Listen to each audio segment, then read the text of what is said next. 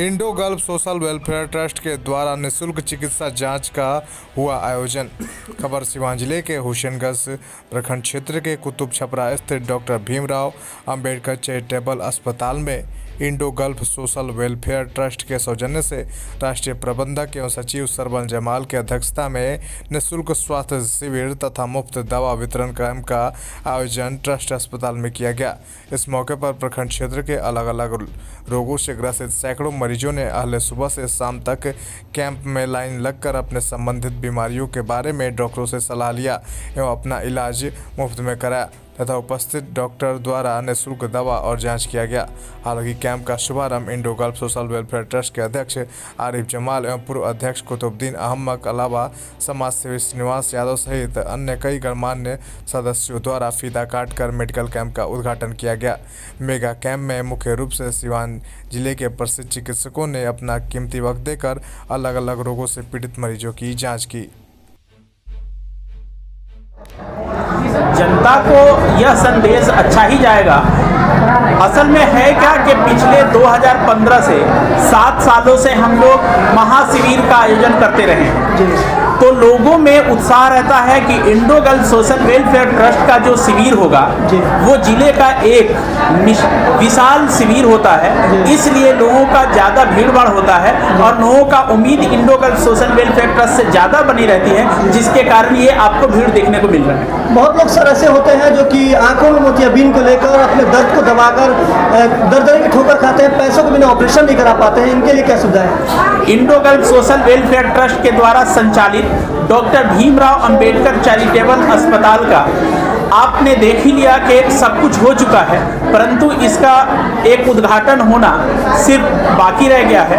बहुत ही जल्द इसका उद्घाटन होगा और उसी क्रम में यानी कि नवंबर लास्ट से दिसंबर लास्ट के अंदर लगभग 50 आँख के रोगों का, जिनका मोतियाबिंद हो गया है या किसी कारणवश उनके आँख से दिखाई नहीं दे रहा है, उनका मुफ्त हम लोग इलाज करवाएंगे और ऑपरेशन का खर्चा total doctor Bhimrao Ambedkar charitable अस्पताल के द्वारा निर्वहन किया जाएगा। सर, ट्रस्ट के माध्यम से एक शिविर लगाया गया है, इसके अलावा आपके ट्रस्ट के माध्यम से क्या क्या कार्य किया जाता है? Indo gulf social welfare trust के द्वारा हेल्थ शिविर तो लगाया ही जाता है, इसके उपरांत गरीबों के बच्चियों की शादी में मदद करते हैं हम लोग, कन्यादान हम लोग करते हैं। इसके अलावा आपदा विपदा में जो भी ज़रूरतमंद लोग हैं उनको हम लोग हर एक सामग्री से मदद किया करते हैं और हमारा Indo gulf social welfare trust का एक कमेटी है, उस कमेटी के माध्यम से हम कर पाते हैं। चूँकि अकेले मेरे बस की बात नहीं थी कि हम आम जनमानस के बीच तक जा सकें, मेरे साथ एक कमेटी है और विशाल कमेटी है, लगभग हमारे जिला स्तर से लेकर के स्टेट लेवल और स्टेट लेवल से लेकर के इंडिया लेवल तक की हमारी कमेटी है। सभी कमेटी अपने अपने हिसाब से मेरे इंडो गल्फ का सेवा करते रहते हैं। बहुत से लोगों को देखने को मिलता है कि हीटर के मजे लेते हैं, लेकिन कुछ गरीब रोड पर तड़प कर मर जाते हैं ठंड के बिना, उसके लिए क्या है? पिछले साल भी आपने देखा होगा और इस साल भी मेरा ऑलरेडी आयोजन है कि हम लोग जगह जगह एक कैंप करके और आग का अलाव लगवाते हैं और जिला से लेकर के बस पड़ाव या जगह जगह चौक चौराहा या चट्टी पे हम लोग आग का अलाव लगा करके उनकी मदद करते हैं।